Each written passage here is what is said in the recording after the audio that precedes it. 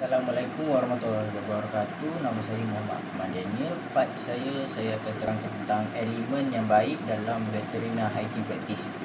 So, yang pertama sekali kita bermula dengan design dan facilities. So, design dan facilities ni adalah penyimpanan premis yang seharusnya terletak di persekitaran yang apabila dipertimbangkan bersama dengan ukuran untuk melindungi perbuatan dan pembentangan risiko yang amat minimum yang menyebabkan pencemaran dalam bahan yang ada dalam produk. Yang kedua, syarat penyimpanan perlulah contoh suhu dan kelembapan. Ini perlu disediakan dan disemak dan dipantau. Bahagian kedua, saya akan terangkan tentang storage, iaitu penyimpanan.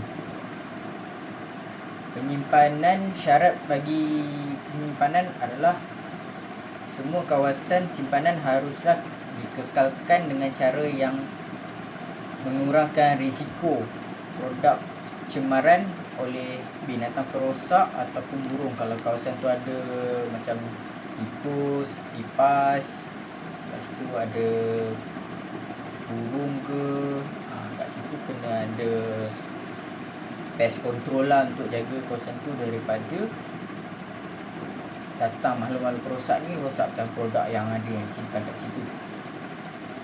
Yang kedua, premis hendaklah direka bentuk dan dilengkapi dengan maksimum perlindungan terhadap kemasukan serangga atau haiwan lain. Maknanya kawasan penyimpanan storage tu kena ada macam pest control ni di setiap tempat-tempat yang kemungkinan makhluk-makhluk perosak ni akan ada. Yang ketiga, kawasan simpanan ni perlu diletakkan putaran saham. Maknanya contoh dia macam seolah-olah kita bubuh satu stiker ataupun kita letak satu label kat situ. Barang yang masuk dulu, yang keluar dulu. First in, first out. Maknanya kalau ada barang yang akan tamat tempoh tu awal dan ada tamat tempoh dia lambat lagi, jadi barang yang awal sekali tu kita kena pakai dulu. Kalau tak boleh. Okay, kita sambung dengan kawalan operasi. Kawalan operasi bermula dengan prosedur kawalan keselamatan produk. Kawalan masa dan suhu. Kawalan suhu makanan yang tidak mencukupi salah satu punca yang paling biasa penyakit yang ditanggung oleh makanan atau kerosakan makanan. Jadi kawalan masa dengan suhu ni sangat penting. Ini adalah salah satu sebab punca makanan tu boleh rosak ataupun kita dapat penyakit berdasarkan daripada makanan tu tersebut sebab ada terdedah dengan suhu yang tak sepatutnya. Program keselamatan makanan secara sistematik untuk mengenal pasti bahaya keselamatan makanan yang mungkin dijangka berlaku di dalam tempat kerja. Untuk kalau dalam tempat kerja tu kita nak pastikan keselamatan semasa kalau kita menjual makanan tu, kita nak bagi rasa selamat. Lagi satu, program ni sistematik. Jadi dengan cara sistematik ni kita boleh kawal sama ada makanan yang kita jual tu akan memudaratkan ataupun tidak.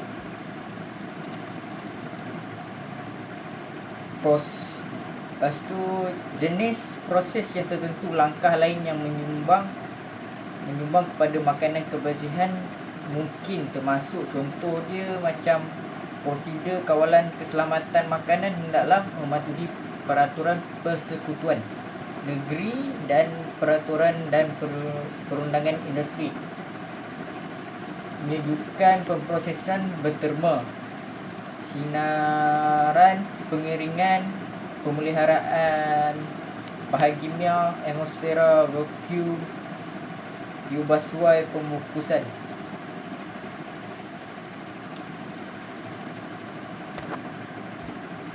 Sambung dengan maintenance and clearing. Maintenance and clearing, kita sambung pada program pembersihan mesti sistematik. Kekerapan pada mereka seperti peraturan FSSAI, dan pembersihan mesti dipantau supaya kaedah yang sesuai dan efektif untuk digunakan. Sistem kawalan perosak mesti berkesan menghalang akses, mesti bukan pelabuhan seserangan serangga. Haiwan peliharaan yang menyebabkan investasi. So, base daripada maintenance dengan pembersihan ni kita kena jaga, maknanya daripada segi haiwan perosak walaupun haiwan peliharaan akan menyebabkan infestation pada pemakanan dan barang-barang tadi. Untuk menjaga kebersihan, jadi kena alihkan daripada mereka lah. Yang kedua, kawalan makhluk perosak. Mesti mempunyai prosedur untuk mengawal haiwan peliharaan dan mengelakkan haiwan peliharaan dan haiwan domestik dari masuk ke tempat di mana mereka makan. Di mana tempat tu tempat mereka sediakan tempat makanan yang dikendalikan atau yang disimpan. Maknanya prosedur perlu ada untuk haiwan peliharaan dengan haiwan domestik ni masuk kat tempat mana dia orang makan.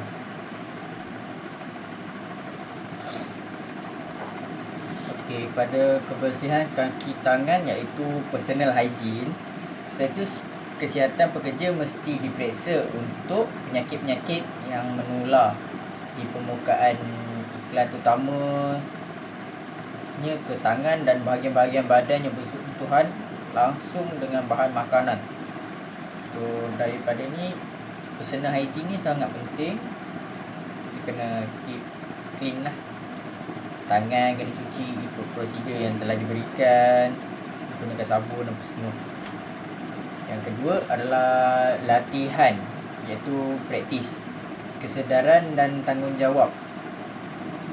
Status kesihatan pekerja hendaklah disemak untuk jangkit latihan adalah salah satu yang aspek paling penting untuk GVHP. Good Veterinary Hygiene Practice. Yang keduanya ialah arahan dan visi pengendalian makanan mestilah diarahkan dan dilatih dalam makanan. Aspek kebersihan dan keselamatan makanan bersama-sama dengan kebersihan peribadi, keperluan sepadannya dengan kerja yang dibuat, penyakit permukaan pada diri, kecederaan terutamanya untuk tangan atau bahagian-bahagian badan yang lain yang datang secara berlangsung berhubung dengan barang makanan.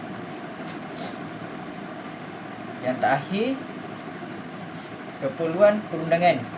Semua mesti mematuhi undang-undang dan peraturan yang telah ditetapkan oleh Good Veterinary Hygiene Practice. Itu saja pada saya.